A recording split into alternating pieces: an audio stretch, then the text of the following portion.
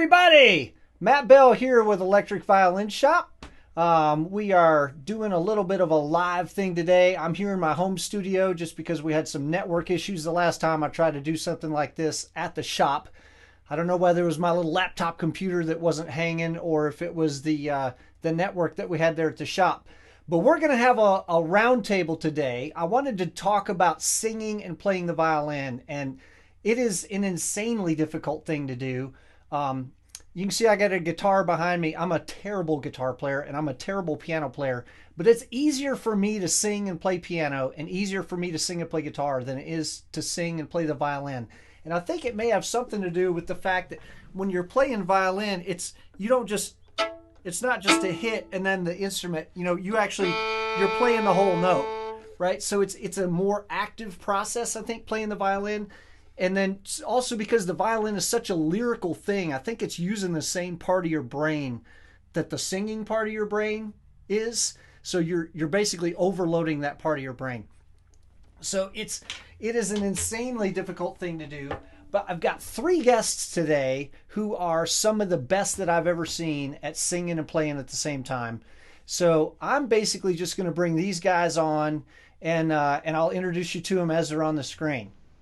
So, hey everybody, in the top left we've got Val Vigoda in Seattle, Washington. She's a super experienced player who's played with a band called Groove Lily, toured all over the country, singing and playing violin. She wrote a Broadway play that she stars in, singing and playing the violin, does a lot of live looping, just crazy, incredible stuff. There we go, this way. It's not mirrored when I'm looking at it, so it's totally disorienting. Over here we've got Autumn Brand, who's this rising bluegrass star she literally is like 10 minutes from me in Raleigh, who sings and plays all the time, touring with her band, and I'm totally blanking on the name of your band right now. Reveille. Yes. Yeah. Sorry. I'm going to get you for that. That's right. Oh, that's awful. And then over here on this side, we got Rob Flax, my buddy in Boston, Massachusetts, who's got a one-man band and then just plays with everybody singing and playing and songwriting and looping and insanity. Thanks for having me. It's great to be on CNN. Yeah. Sorry. That's what's happening, right? That's exactly what's happening. We're going to ask you a bunch of questions about the Rona and yeah. So, Val, let's talk to you first, since you're in the top left. All right. When did you start singing and playing the violin at the same time? Well, it was quite a while ago, a couple decades ago. And my whole life, I had been a singer and I was a violinist. And those were two totally separate activities. I would sing in the choir, I would play my violin. And it wasn't until I started writing my own songs around college that I really wanted to incorporate my violin playing into what I was doing with songwriting. And like you mentioned, it's something about using the same part of the brain. When I started to try to do it, it felt like my brain was coming apart at the seams. It was so uncomfortable. When I even tried to do something as simple as play an A and sing an A at the same time, I couldn't quite tell which was doing what. And I gave up on it for a while until I saw someone amazing, Alison Cornell, who was playing at the bitter end, and she was backing up a singer-songwriter, and she was playing and singing beautifully at the same time. And I said, okay, if she can do it, I can do it. And I went home and said, I'm determined to make this happen. And so over the next couple of years, it was a learning curve of like, my brain hurts, I can't do this sucks, to I can play a simple part, to, and then it got way easier. Yeah, Val has some amazing songs. You need to follow her and find out some of the stuff that she does. The stuff she does is superhuman. The way that she's able to loop and play and sing, and the song construction is amazing. We interviewed her for the Rockstar Violinist podcast, and sort of did some deep dives at that time about how she does all this. I love that. Thank you. Do you want to hear the very first part I learned to play? Yes. And sang at the same time? Yes. Okay. So this was from my band, Groove Lily, way back when we had a song called Tell Me What's on Your Mind. And it was just as simple as I could make it. Tell me what's on your mind. Tell me you're fine, or you're hurt, or you're lonely. Are you moving ahead as I'm falling behind? Oh, I'm begging you, please, won't you tell me what's on your mind? That's not that simple. That was the first one? Yeah. Damn. What? He's Did simple. you also begin to play with Paganini? Like, what? What? That's No, that ain't right. Well, just very, very square, changing with the beat. And that took me like a month to be able to do. And so I encourage people to start super, super slow, metronome, and don't get discouraged with yourself, because it is super hard.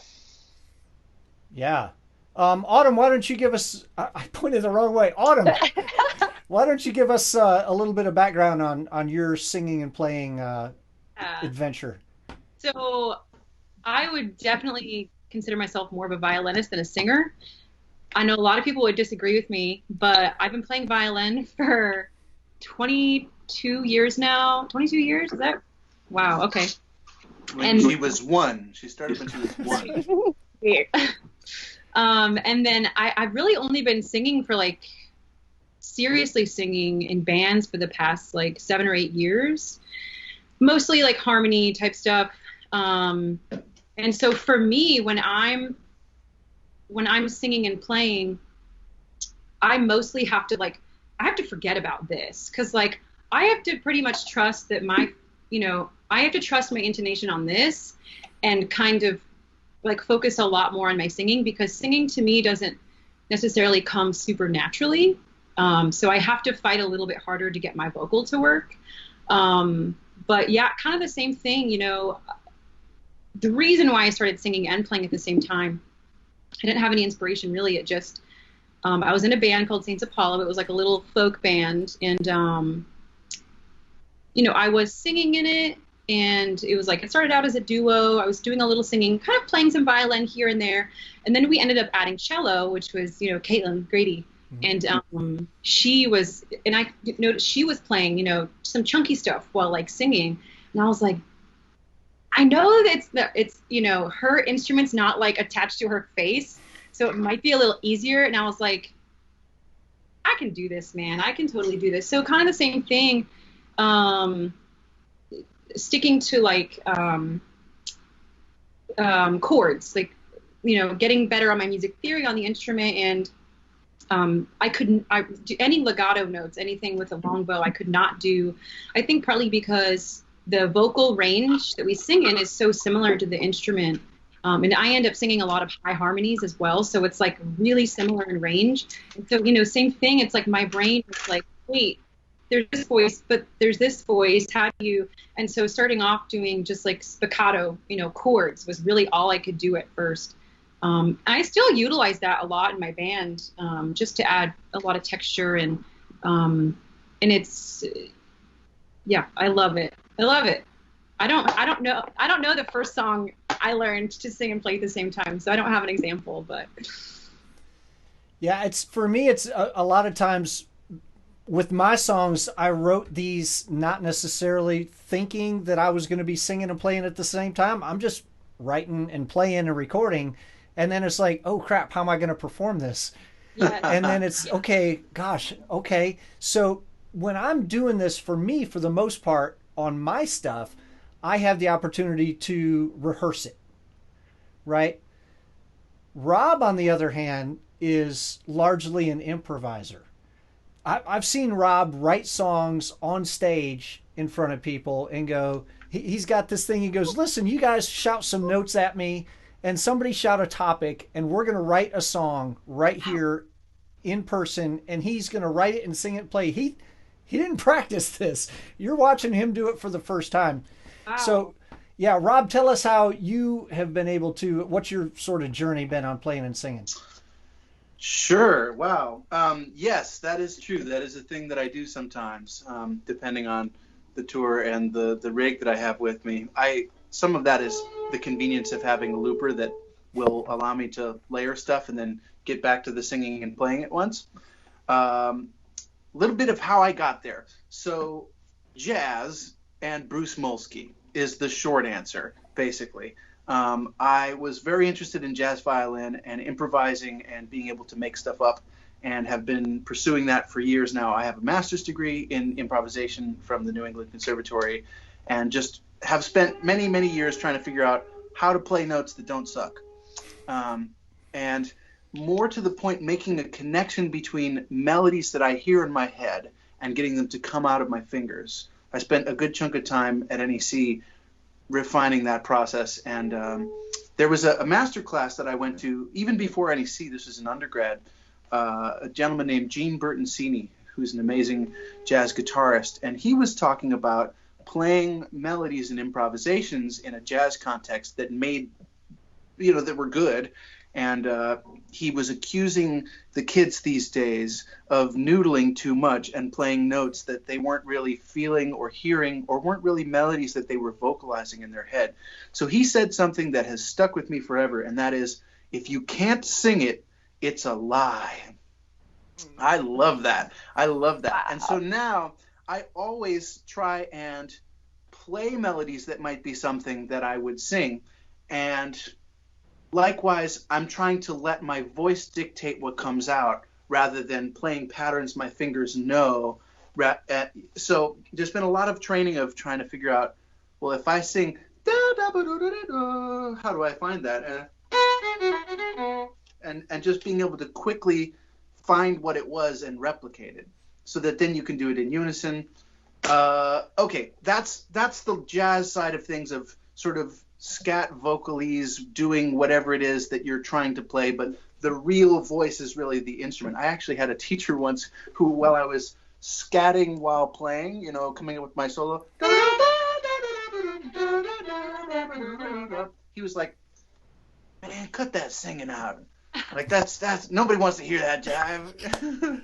so different. I mean, but you look at what's his name? That ridiculous Keith Jarrett, right? He's playing the piano, and he makes the weirdest vocalizations while he's playing. This sort of like obnoxious nasal squealing noises, but they help him get his lyric. Anyway, that's a discussion of aesthetic preference. Meanwhile, I was also going to fiddle camps and trying to learn how to play bluegrass and jazz. And one of the camps I went to, Bruce Molsky was teaching. And Bruce is kind of on a Mount Rushmore for me of people who do singing and playing really, really well. I think his song Pagan All was, well, his version of Pagan All was the first one that I was like, oh, I really want to figure out what's going on there. And so I tried to do what he's doing. Another thing that's sort of surprising, I guess, in terms of me singing that maybe is different for Autumn and Val is usually my voice is an octave lower than my violin. So I have to make a register choice of, do I go way falsetto, Beach Boy sounds, or do I sing an octave lower and sort of do this octaves thing? Yeah.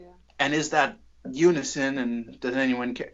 Bruce just crushed it. So when I heard that, I was like, oh, okay, this is a thing. So yeah, awesome. I envy you that choice. Oh. Sure. So I'm going to sort of go around. I'm going to give one of my tips for working on playing and singing at the same time. Then I'm going to get each one of y'all to do the same thing. And I'm going to talk about my tune called It's All Good. And it's one where I have to play and sing, but I don't, when I wrote the part, obviously I didn't think about I'm going to have to perform this. So the way it ends up, the violin part is...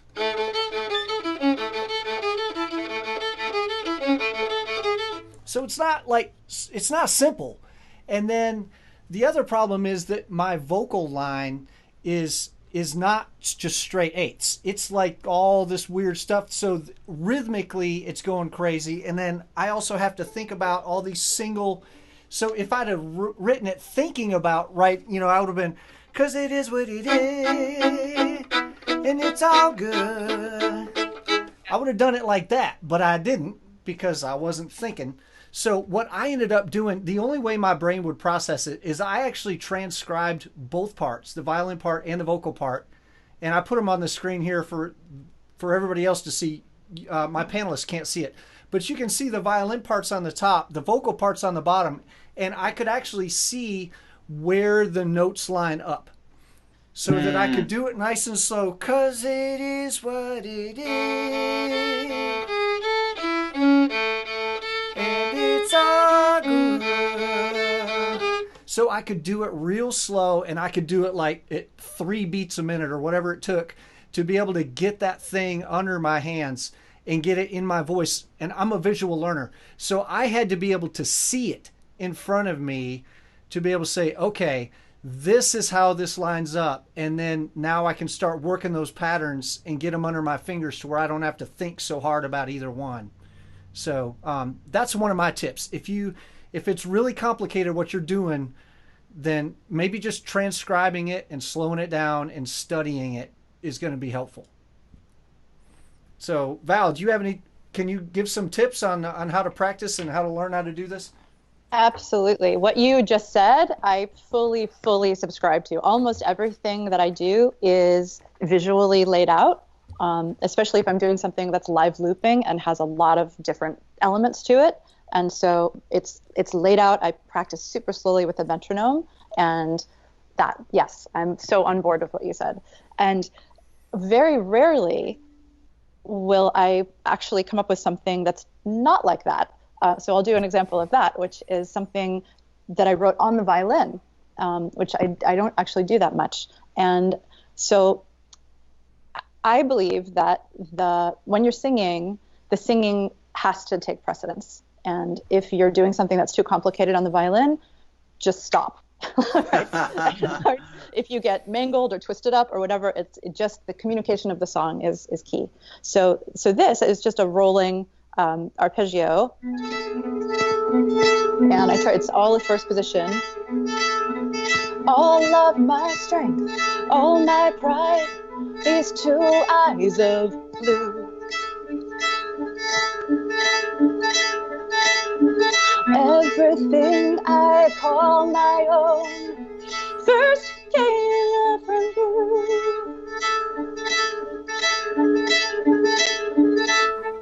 Age 5, I ask why the ice melts, is it alive?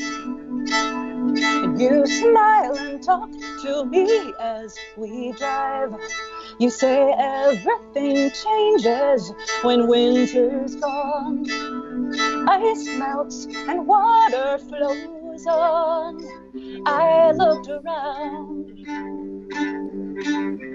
at the snow on the ground, and I saw the sun growing hotter,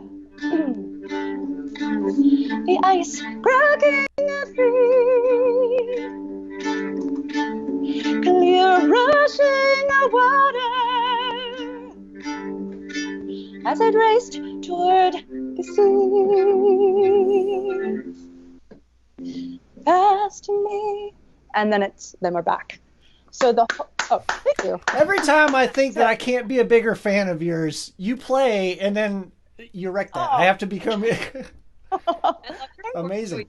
Subscribed. Yeah. Oh, thank you so much. Yeah. So that was written with the violin completely in mind. So those chords happened because they're easy to play. Nice. Yeah. Cool. Raz is here, another one of Hi, my Raz. favorite people. She was on the short list to be on this panel, but I've got something else I want her for later. So Raz says, one issue I have while singing and playing is keeping proper breathing technique with so much activity going on at shoulder level, which is really bad for breathing. How do you guys handle that? Man, I struggle at breathing when I'm not singing.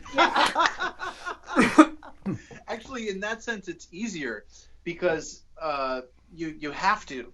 Like if you at least if you're practicing a set piece and you've got it over and over again, you can get away with being tense and faking, not like playing a regular thing while not breathing, and then you afterwards go, why do I hurt so much?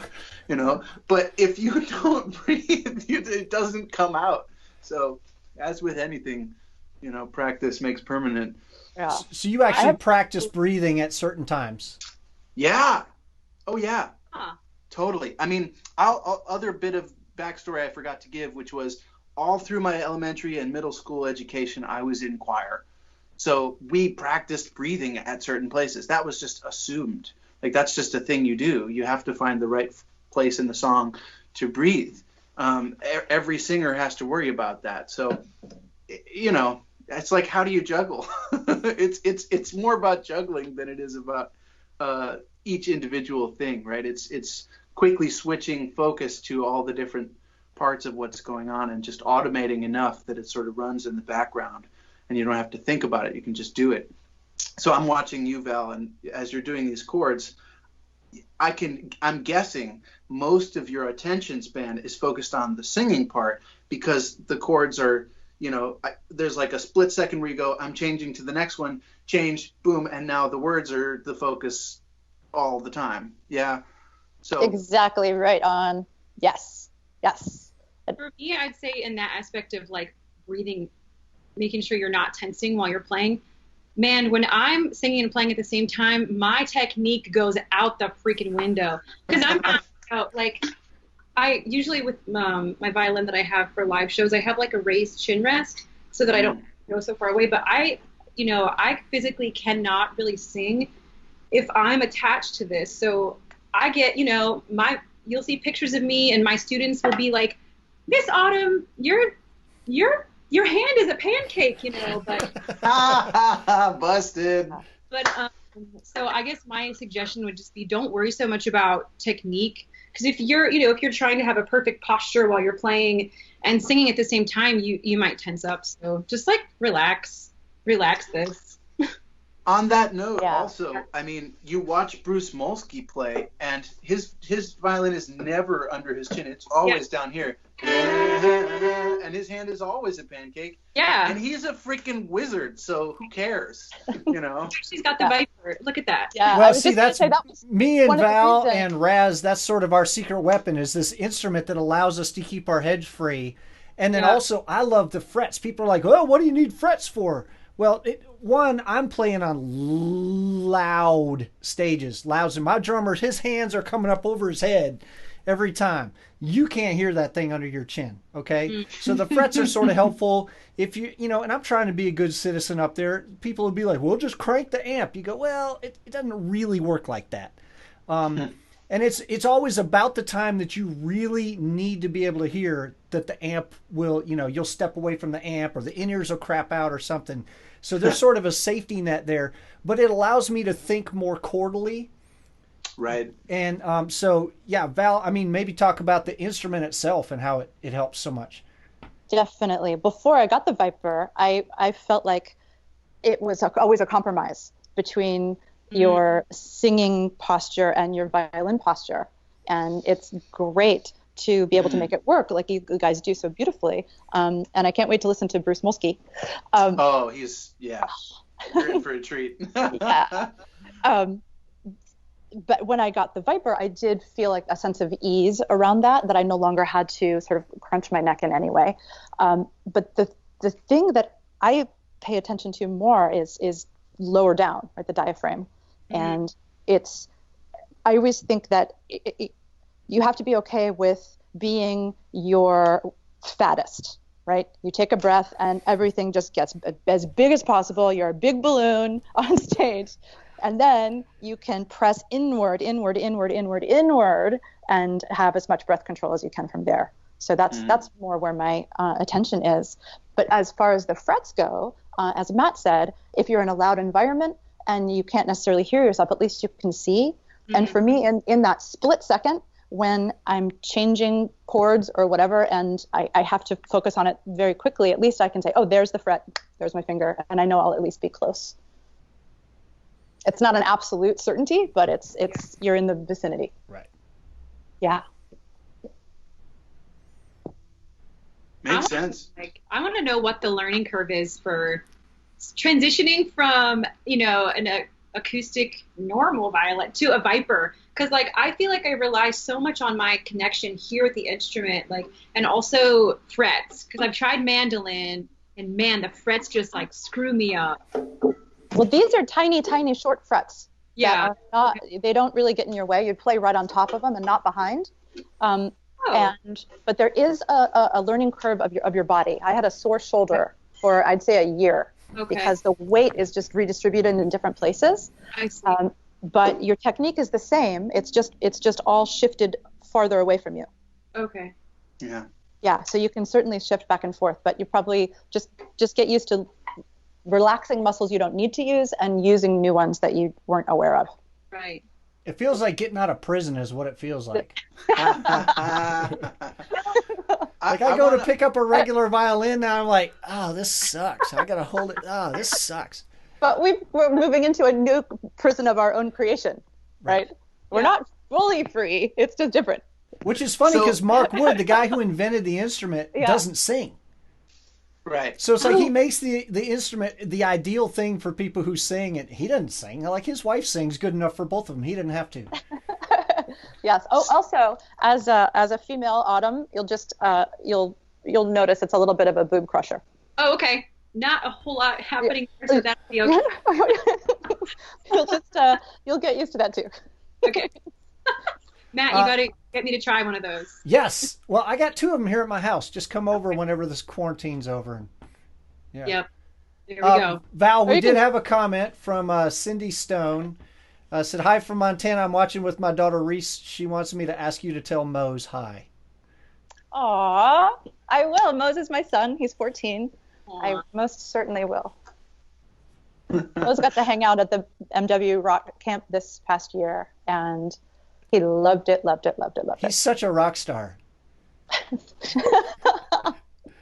He's a rapper and producer up and coming. Awesome. Yeah. I want to just add two points for us normies here in terms of a tip that is useful if you don't have a hands-free device. One that is just, if you ever watch the Ragin' Cajun, are you familiar with this fiddle player? Yes. I think so. Go look up the Ragin' Cajun, right? And of course I'm blanking on his real name, but who has Google nearby? Ragin' Cajun. It's gosh darn it, what's his name? Ragin' Cajun violin. It's gonna Doug Kershaw. Oh yeah. Diggy lie and a diggy low. I mean, that guy, when he's playing, he again gets away with it. He's playing here. He's like it's like not attached at all. Completely freehand. And so there are ways to do it. I mean, he's not playing Tchaikovsky.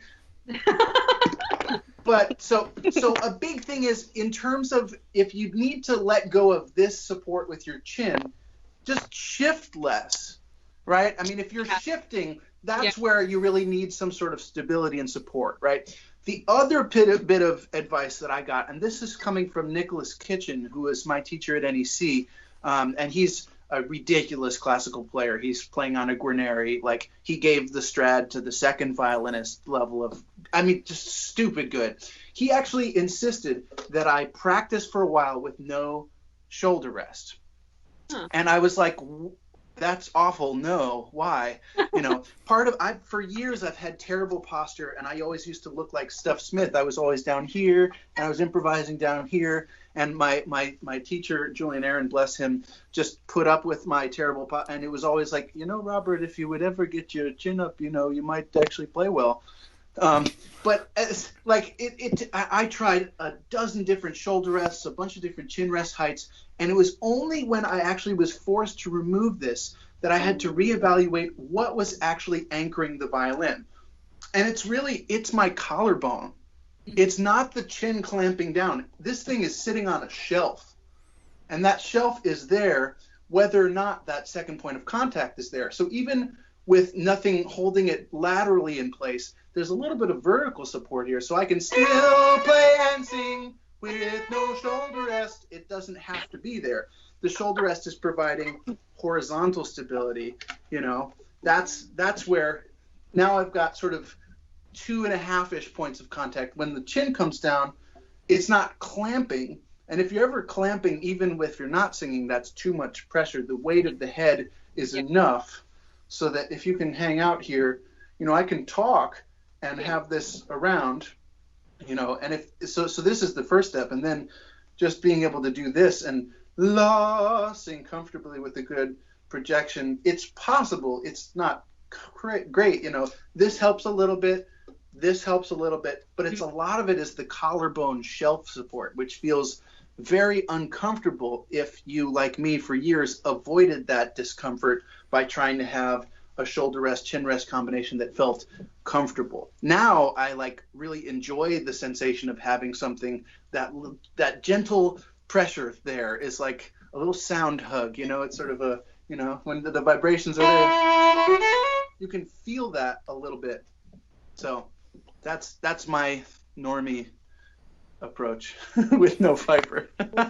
In that, one of the things for me when I'm, you know, like I said, I'm not a trained vocalist by any means. I think one thing for me when I'm singing is that the violin's touching my neck, you know. I mean, it's not like crushed up against it, but I think one thing for me when I do start to sing is that I like to get it slightly, you know, away from my neck so I don't feel like it's pushing on your vocal, yeah. And yeah, so, you know, so when I'm singing, I'm just kind of just dip it down a little bit to keep everything in line, but also not jabbing up against my vocal cords. I wonder how many hundreds and thousands of little micro movements and adjustments happen during the course of one song that you're playing and singing. Yeah. Be interesting to know. You'll just have to go to our YouTube channels and subscribe to all of them, where you'll find examples. Subscribe and follow. I couldn't help it. Okay. Yeah. I wanted to mention. So you had Val, you were talking earlier about writing your music, the vocal part being the main important part of the music, and then the violin kind of coming after. And you played the song where you said the violin part came first, right? And that was kind of the movement of the song. So I don't actually write. I write music. I'm just now realizing this. Like, okay, I write music. I play piano. I play guitar. I write songs. But I've never written a song with this in my head. Like, so I play in bands and I write parts for my bands and we record it and then I learn how to sing and play it after the fact. And, you know, I'm doing that thing where I'm lining up the violin part with the vocal and I'm learning how to play what I did in the studio. But I'm sitting here thinking, I need to write some songs on this thing. Never done that. So I'm just having a little epiphany here. Ooh, okay, I should, and I know I can. So absolutely, I think that those different approaches can help us come up with ideas that we wouldn't have otherwise. Yeah. And like when you listen, you can totally tell the songs that that Don Henley had written on the piano versus the ones that he had written on the guitar because they're so different. Like you hear a part and you're like, there's no way he wrote that on a guitar. He wrote that on a piano. And so I think the same thing happens on violin too, right? The mechanics of the instrument lend itself to different thought processes. Absolutely. I'm already thinking there's one I know on piano. There's a song I have on piano that I could probably transpose to this. Yeah. And that's a whole other, like, because in my, I've always thought of songwriting and violin as so separate, but there could be, a marriage there. And you guys are inspiring me. Yeah. As you're doing that, that just reminded me of another thing, Autumn. And that is, when we say singing and playing, we're all assuming we're talking about arco. Yeah. But for me, I mean, I've spent many, many years working on finger-style pizzicato technique. There's a song on my record, Up, Up, and Away, that has this as the ostinato.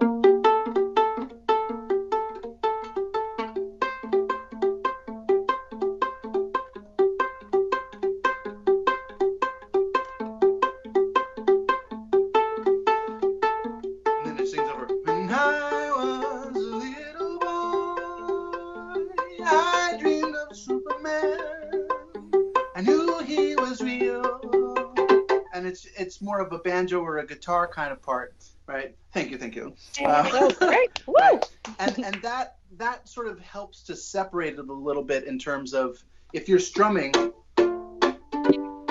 it gets more ukulele-ish, you know. This is not so hard to think about. I don't have to worry about my bow pressure. It's just a little bit of strumming. That's something you can do. That's true. It's something you can do. You know. But when you introduce the bow to it, the arco, I really actively think of these as independent voices, as if it was like a Bach fugue, you know. And so some of the practice strategies that I use for singing and playing arco at the same time is the same type of things that a choir would think about balancing vocal parts, or a pianist playing a three-part invention has to think about, is each voice audible?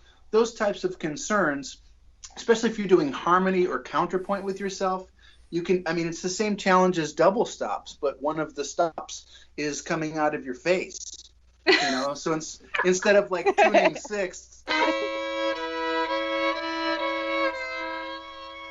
where does that get in tune?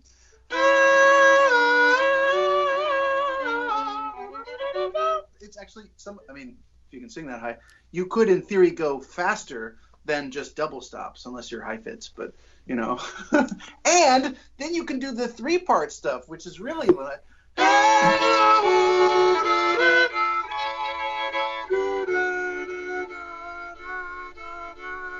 like that's the same open D string, but choosing harmonically interesting intervals to sing. And in that particular one, where does the voice fit in those three voices? Is it string, vocal, string? Is it string, string, vocal? Is it vocal, string, string? So how do you stack them? It's arranging considerations and practicing each of those. You know, I have some of my students practicing thirds where their voice is the third above, na, na, na, na, na, na, na, na, na, and then flip it. So then you have to na na na na na na na na na na, and just being comfortable and fluid with each of those will lend itself to more fluidity of doing whichever thing suits the song or the arrangement best. So there's another thing people just can a little tidbit of thing. try. I love it. Does anyone else ever have an issue getting pizzicato to be loud enough as opposed to arco? I did for years. And then what happened? and then I started playing upright bass. So a lot of it is the sustain of the left hand. Yeah. Okay.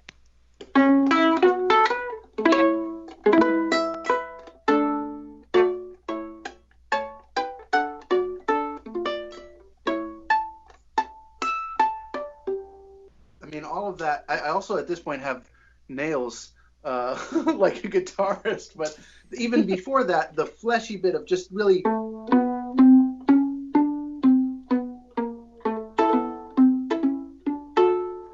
or banjo-y kind of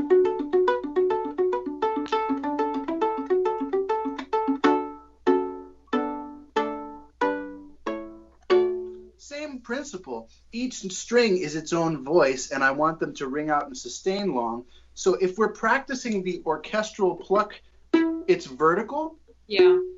If you're a guitarist, they achieve the sustain by strumming horizontally, right? It's a different axis, right? So if we pluck vertically, it's resonant and round and has a bloom to it, but it's also very clear transient that's then dies away quickly. If you pluck sideways, it gives you more sustain because that's more of the direction the bow goes. So I do that. That's a thing. That's super helpful. Thank you. Yeah, Yeah. of course. Yeah. I know that some people also use a pick on the Viper. I've seen Mark Wood do that before. You do that too, Matt? Yep. I've tried it. I have not quite gotten it down. But yeah, I have to, in order to get intriguing. that real pingy attack sometimes, you know, with a distortion, you know, I'll pick it. But then the thing is, you've got to you got to monster hand that left hand. Yeah. And I've worked so hard over the years to lighten my left hand. Right. That mashing down with it is like I'm so going completely the counterintuitive. opposite. Yeah. Yes. Do you use a really light pick for that, or is there a special kind of pick that you use, or does it not matter? My band actually had picks with our name on them, so I just grabbed those. Oh, it's not. It's just whatever. Yeah, Okay. I usually snag one off the guitar player's. You know, he had the little pick thing on his boom stand. I would just run over there and snag one of his, and then I'd play a thing and then just fling it out in the audience and run back to my side of the stage. You're holding it like this and you're picking like this? I have opinions on picks. Yeah, so I can't, with a Viper, you can't really pull it down. Yeah. So I would just be up here picking. And then, but the key is, as soon as you're done, you got to flip that thing out in the audience. Okay, that's too rock star for me. Okay. I definitely would never do that. That's amazing. So in terms of pick things that I think about for mandolin playing,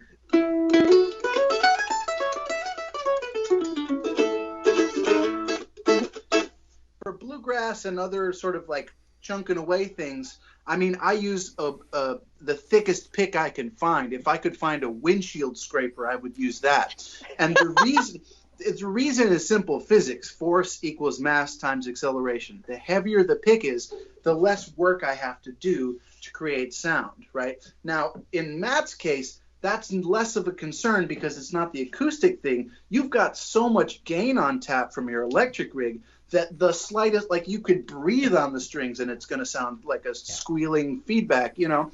So that's one of the considerations in terms of what pick is best suitable. You look at the shredders, you know, the Yngwie Malmsteens, and they're using like a paper thin thing just because it moves faster and they don't have to apply as much force to get the same sound. So in terms of what sounds good on an acoustic violin, my instinct is a heavier pick, but it always ends up sounding like a Japanese shamisen.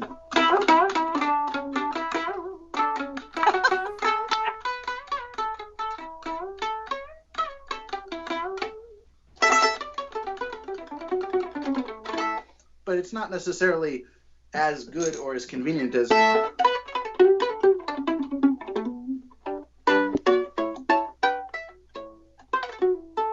I still prefer fingers over all of it, you know.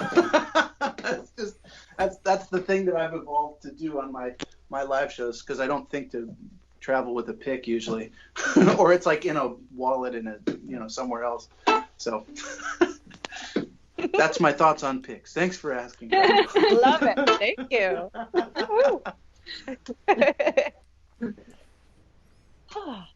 That's sort of a tangent from singing and playing, which in theory is, I guess, if you're doing some strumming and that's the way to accompany your voice, right, with a pick or pizzicato with your fingers, either way, that might be a helpful way to focus on doing two things at once, just so you don't have to worry about the bow pressure side of things. So if you're trying to match pitch,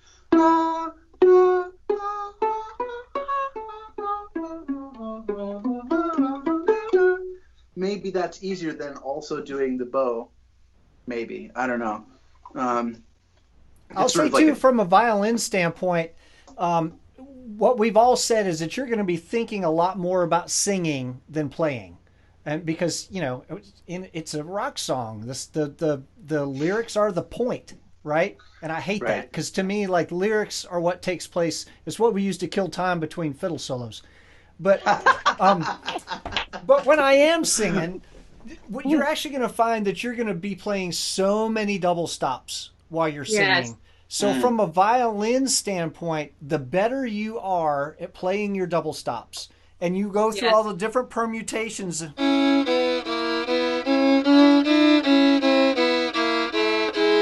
You know, just the more muscle memory, even frets or not, you can play out of tune with frets, believe me.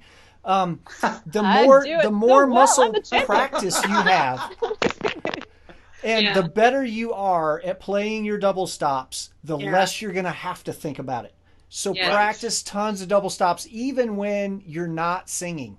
Practice your double stops. Like when I'm sitting here just hacking around on violins at Electric Violin Shop, I was thinking about that today. Like when I pick up a violin to try it out, the first thing I do is...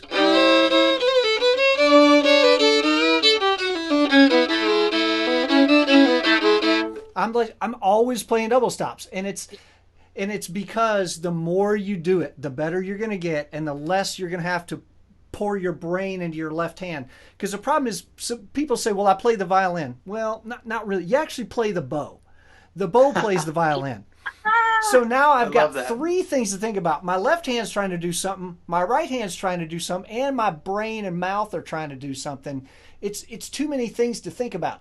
So if you can put your left hand on autopilot, then you can think more about the expressiveness of the right hand and then what you're singing and playing. So that's sort of my practice tip, is just when you're practicing your violin, practice tons of double stops. Anybody else have practice tips? Amen to that. Agreed. Yeah. Whatever you can do to define the chord a little bit while you're playing, it helps. It helps it just be more enjoyable to play. And if you're playing by yourself, you can get a feel for what the song sounds like overall. Yeah.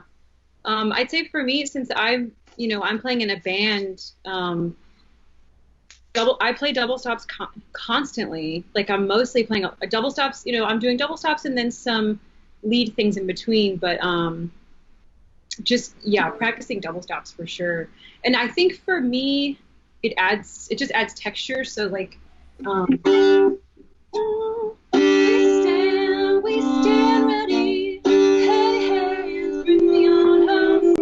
We stand ready.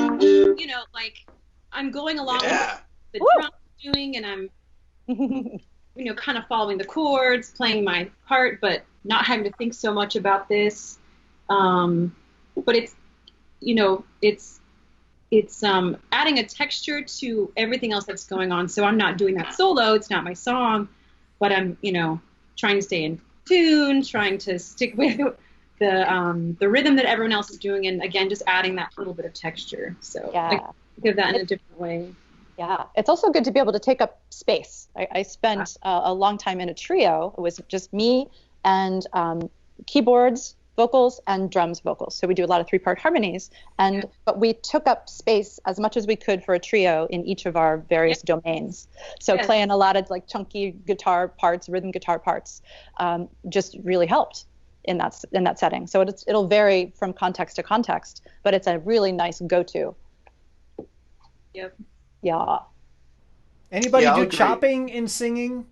I know Autumn totally does. Yeah. Yeah. The key. How's that? I'm always singing harmonies, so I'm like, the keep in the night, it runs me dry. Filter out the boys until morning light. Smile I keep on me outside. Yeah, just little halftime drops and stuff like that. Yeah, but nothing crazy. None of that. I'm sure some of you can, Rob. I bet you can do the crazy chopping like. I working on it. At the moment, I mean, look at how many bow hairs I have left. It's like a barcode. So I'm trying to not, because I can't get to my shop right now. But in general. Yeah. There you go. This sort of triplet, like the triplet thing is sort of way overkill, and I almost never use it. That's a show-offy thing that I'm pretty sure just Casey Dreesen is comfortable doing that fluently. He's an alien from outer space. That's fine. I acknowledge that. We're moving on. But 16th notes, that's very similar to me in terms of like what a mandolin would do, right? So if you're playing a mandolin, your job is keeping those 16th notes.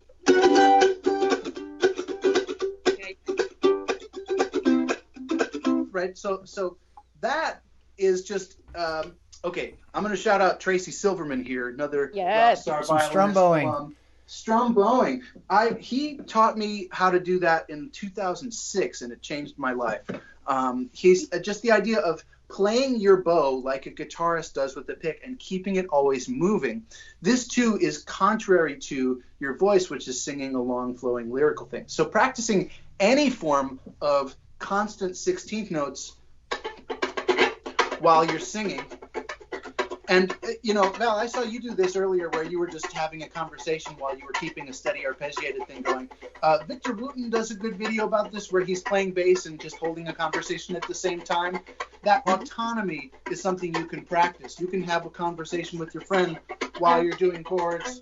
And that same sort of autonomy is what we're trying to build for. But thank you. Love it. I sometimes will cover Tim O'Brien's version of Ola Belle Reed's I've Endured. And the only way to really get that going as a solo act is singing and chopping. And that's one of those things where it's just playing the chords and then singing on top. Born in the mountains many years ago, I've climbed these hills and valleys through all the rain and snow. And as I'm doing this, most of my attention is thinking if I could sing a tenth as good as Tim O'Brien, I'd be happy. He's got such breath control, and his voice is sonorous and nice, you know. So, like, almost none of that is thinking about intonation. None of that is thinking about bow pressure. It's an autopilot 16th note thing that, you know, guitar. I mean, Tracy makes this joke all the time, but if guitarists can do it, it can't be that hard, right? Do you have an estimate of how long it took you to become really automatic with that and comfortable? Of playing 16th notes? Yeah. I would say probably 4 or 5 years, and it did it in parallel while I was learning mandolin. So this is another sort of hack that I've done here is, let me just give you a brief tour around my studio here. You know, I've got the violin and the mandolin behind me, and then I've got like all the other ones. There's guitar and upright bass and banjo, and like I play all the strings, and I've spent many years doing all of that. Part of that was as I got interested in this little pluckety thing and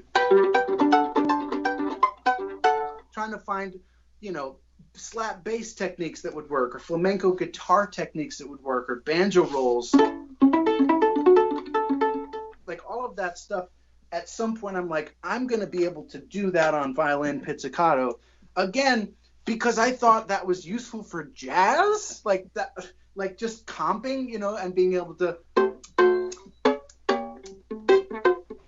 like that was the intent behind it. And it turns out that when you cross train, you accidentally get better at stuff. Right, so yes. that is my number one tip: is play other instruments and steal from their pedagogy. I love that. That cross-pollination is a real thing. I mean, there have been studies done where medical students in ophthalmology were broken up into groups, and some of them took art and some of them did not. And the people who took art became better eye doctors. It's like our brains work in that amazing way that we can't even comprehend. Ooh. So super cool, super impressive. Hey Val, got you. I know we've got you for like another 2 or 3 minutes. Do you want to play something else for us? Sure. Yay. What do you want to hear? Do you want to hear a moment from Ernest Shackleton Loves Me? Yes. Yes. Yeah? Okay. So this is, they're in Antarctica. It's freezing. And one of the wonderful things about Ernest Shackleton is that he was able to focus on the beauty and the majesty of the Antarctic, even in the worst, bleakest of conditions. And so this is a moment from that. Super simple violin part. Here we go. The crew is overwhelmed by hunger, exhaustion, misery. The chance of finding land so remote, and yet we sail on, sail on, sail on, sail on. Through the jaws of the jagged ice pack, where the killer whales circle nearby. Through the crags and the canyons where we could be crushed in the blink of an eye. Through magnificent vistas that no man has seen. Glistening glaciers of aquamarine. Luminous crystalline spires of ice. An otherworldly paradise. Sun-speckled sapphire seas. The breeze. The endless gaping sky.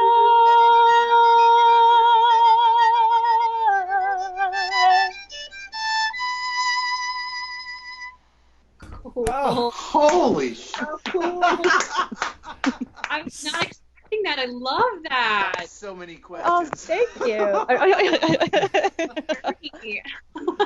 Yeah, if you guys don't follow Val Vigoda, go follow Val Vigoda right now and get on her email list. She sends out amazing emails. She does this cool thing. Are you still doing the 60-second songs in 60 minutes? Yes, we put out another one, but it was supposed to be a 1-minute song. It turned into a 2.5-minute song because the idea couldn't get transmitted so quickly. But most of them are super fast. So she does a live collab where she and another artist like this on Zoom or Skype, they collab, and in 60 minutes they write a song, and you get to watch them live do this whole process. Oh man, that's cool. Yeah. It's fun. Such a huge pleasure to be with you thank today you, Val. and meet you guys. I've got to run, but more soon. Yeah, we're gonna let Likewise. Val run, and then the rest of us will hang around and do some Q&A. So we're sort of at the end of this hour-long live stream, but anybody who's watching, there's 30 or 40 people watching now, and we're happy to take any questions that you guys may have. I've got about 5 or so minutes. I got lessons to get to. Yeah, so. I think we all do. Okay. Thank you, Val. Bye, Val. Val, you rock. That was delightful.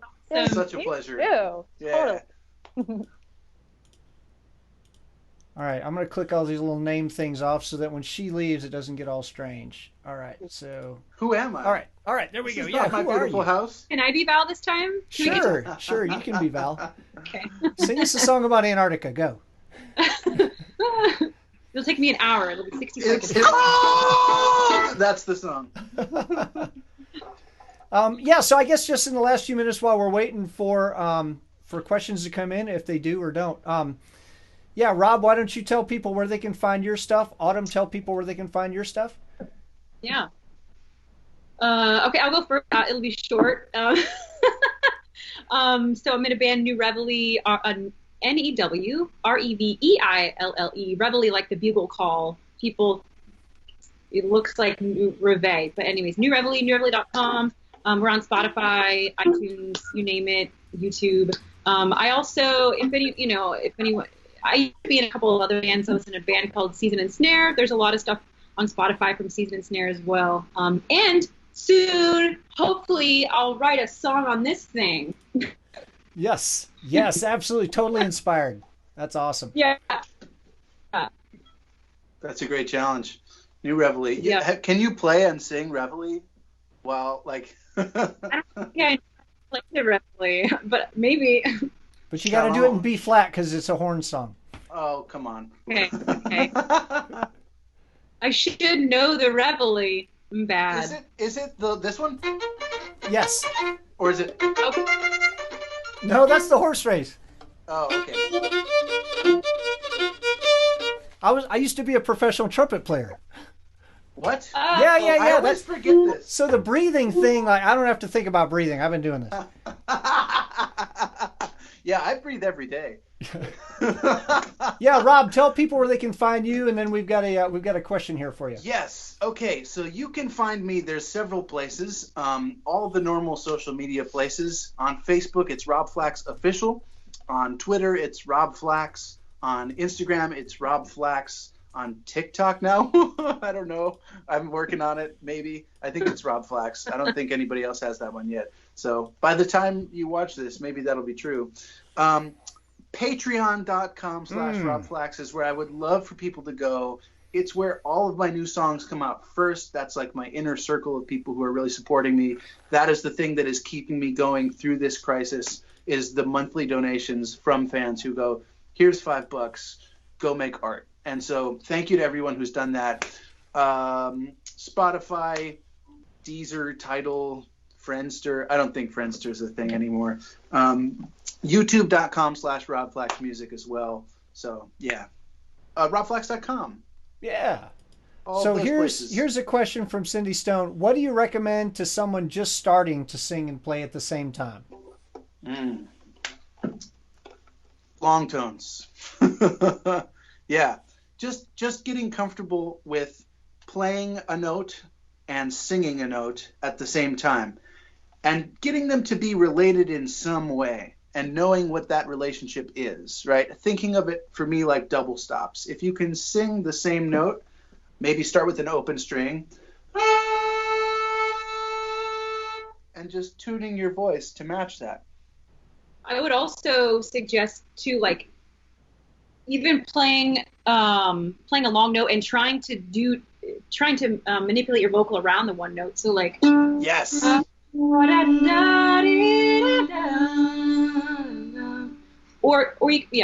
something simple like that. Yeah. Yeah, that's step 2 is then change one of them. Yeah, Step 3 is change the other one. Right. Keep Yes. your voice the same, but change the note. Oh shoot, I did the same.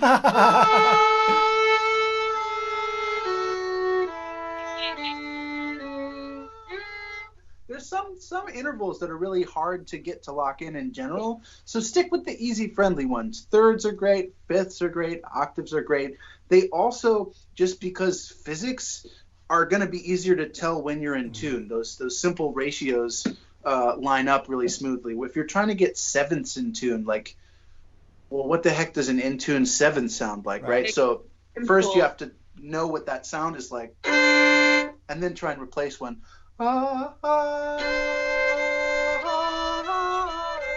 It's possible, but it's a practice, and it's sort of the same approach for double stops. And I would say find a comfortable range too. If it's comfortable. Yes. Don't work too hard at this. We're musicians because we don't want to work that hard. Matt is. If I work that hard, I'd get a job. Also, my question is, how advanced is the violinist? Because if you're great at double stops, if you're already great here, I mean, if you can do double stops and you can play double stops in tune, I would suggest maybe brushing up on your music theory and just looking at, maybe take a song like, I played Stitches. The Shawn Mendes song? Yeah. Oh, she killed it. Yeah. Nice. I mean, it's like simple. You just play some double stops. I thought that I'd been hurt before. Yes. No one's ever left me quite this sore. If you can play double stops and you can sing, you can probably double stops and sing. Well put. And it helps that that's only 4 chords for most of the song, right? So if that's sort of step 4 or 5 is changing both things at the same time, but doing very small, simple, predictable changes. Like pick a song, maybe a cover where the changes happen pretty, like that song, the melody's bop beep bop beep bop beep bop bop. It's like every note changes on the beat, and then you're playing on the beat. So it's like, I think Val said, you put it in a box, like you put it in a nice little box and tie it with a bow, and there it is. Nothing is, syncopated or something simple. Yeah, Autumn, totally. I know that you did that Shawn Mendes tune when you came into the shop, and we shot a video, and it went crazy on Instagram. Oh. Did you? Do you have somebody's asking? Do you have a video of you doing that cover somewhere? Just on the Instagram, the Electric Violin Shop Instagram, yeah. You may have to go back a ways and find it. It was a year and a half or something ago. It was on the octave. Yeah, it was. She did it on the Golden Tasman on the octave fiddle. And it was her first time ever playing a 5-string octave fiddle. And I whip out my camera like, "Hey, can I film you?" She's like, "I don't care." And 15,000 people watched the thing. Yeah. Just goes to show you. Yeah. Be careful around this Matt guy he's got a camera. No, Matt, actually, I just want to take a moment and shout you out. Thank you for being such a continuous resource for the string community at large. For years and years and years, what you do is fantastic, and thank you for giving us a platform. For being awesome. Yeah.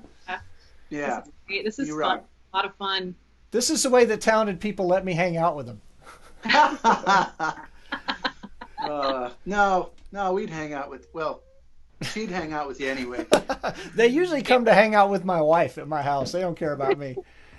I'll see you at the gym in a year from now when the gyms are back open. Yeah, exactly. I want to put everybody's Instagram up here real quick. So, or get your Instagrams. Autumn, yours is? At Brand Autumn. At Brand Autumn, and yours is at Rob Flax, right? That's right. 7 letters, baby. So there you go. So thank you guys for hanging out. I appreciate it, and we will see everybody next time. Thank you. My pleasure. Cool. All right. Thanks for having me. Signing off.